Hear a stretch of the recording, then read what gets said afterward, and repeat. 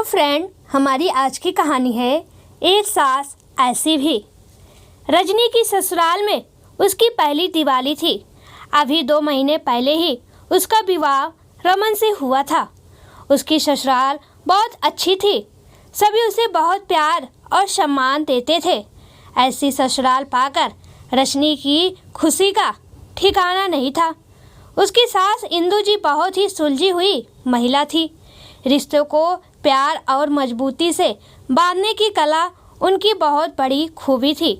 रजनी अपने सास ससुर का ईश्वर की तरह सम्मान करती थी, और करे भी क्यों ना। उन लोगों ने उसके माता पिता की इज्जत को समाज में धूमिल नहीं होने दिया था। रजनी को वह समय याद आ गया जब उसकी शादी रमन से पक्की हो गई थी, और घर में सभी लोग बहुत खुश थे क्योंकि रजनी के ससुराल वालों ने बिना दहेज की शादी स्वीकार की थी।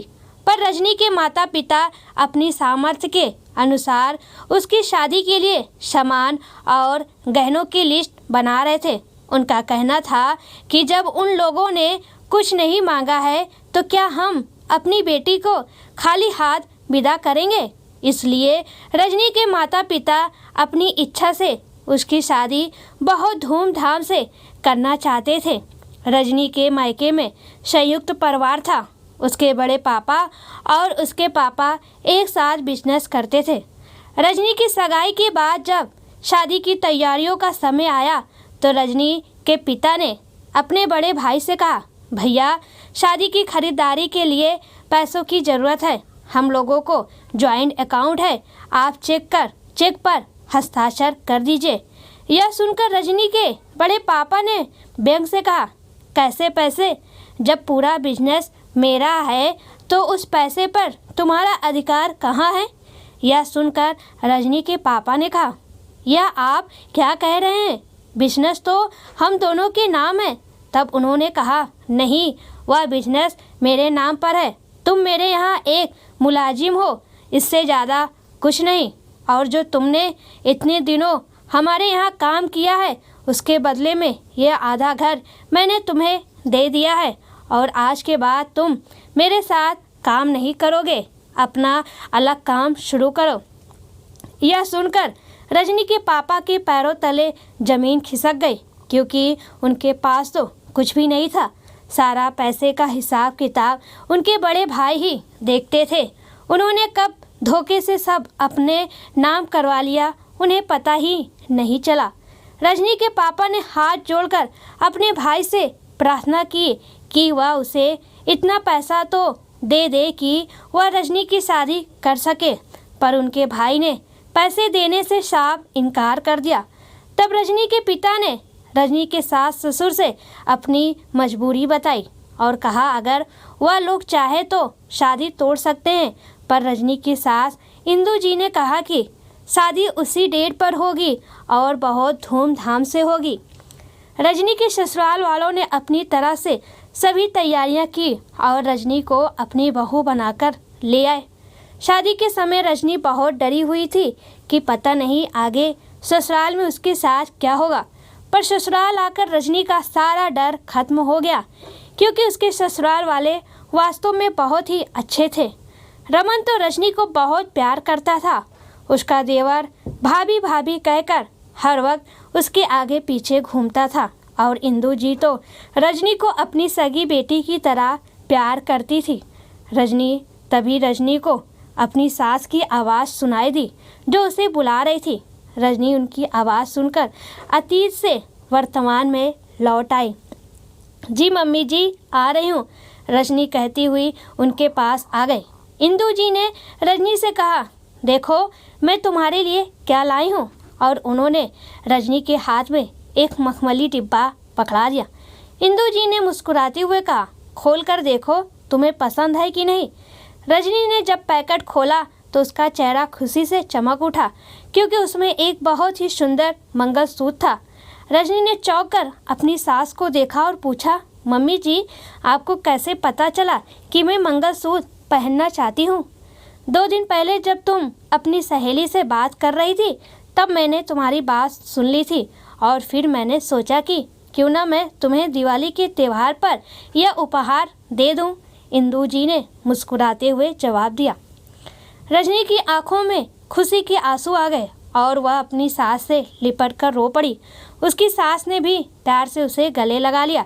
मम्मी, आप अब सारा प्यार रजनी को ही दे देती हैं, कुछ मेरे लिए भी बचा कर रख लिया करिए, रमन ने अपनी मम्मी से कहा, जो उसी समय घर आया था। क्यों, क्या मैं तुझे प्यार नहीं करती? इंदु ने मुस्कुराते हुए पूछा। पहले जितना नहीं करती, रमन ने हंसते हुए जवाब दिया। यह बात तो आप बिल्कुल सही कह रहे हैं भैया, रमन के छोटे भाई ने उसकी हाँ में हाँ मिलाते हुए कहा। इंदु जी ने अपने छोटे बेटे का कान पकड़ते हुए बनावटी गुस्से में कहा, बड़ा आया भैया का चमचा।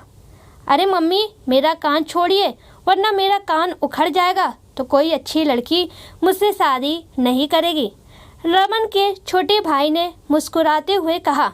उसकी बात सुनकर सभी हंसने लगे। रजनी सबके लिए चाय बनाकर ले आई। उसी समय रजनी का फ़ोन बज उठा। उसने देखा तो फ़ोन उसके भाई का था। रजनी ने फ़ोन उठा लिया। उसके भाई ने बताया कि पापा की तबीयत खराब है। तब रजनी ने बोला, कब, कैसे, पापा ठीक तो हैं? किस अस्पताल में? मैं अभी आ रही हूँ, कहकर रजनी ने फ़ोन काट दिया। इंदु जी ने पूछा, क्या हुआ बेटा, किसका फ़ोन था?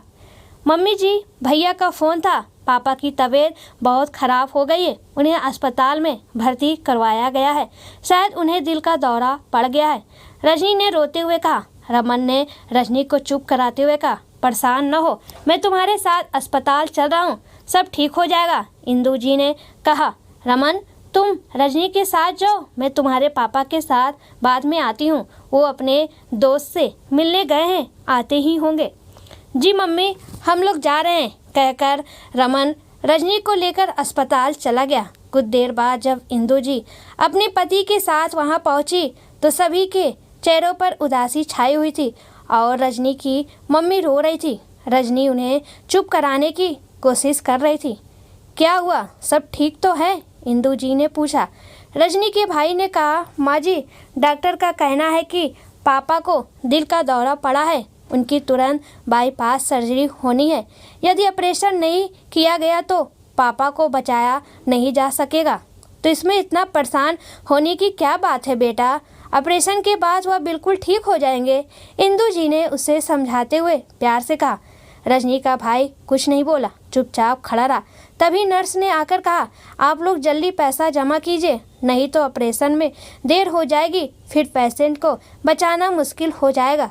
इंदु जी को बात समझ में आ गई, इन लोगों के पास पैसे नहीं है। उन्होंने रमन से कहा, रमन जाकर पैसे जमा करो वरना हमें जीवन भर अफसोस रहेगा।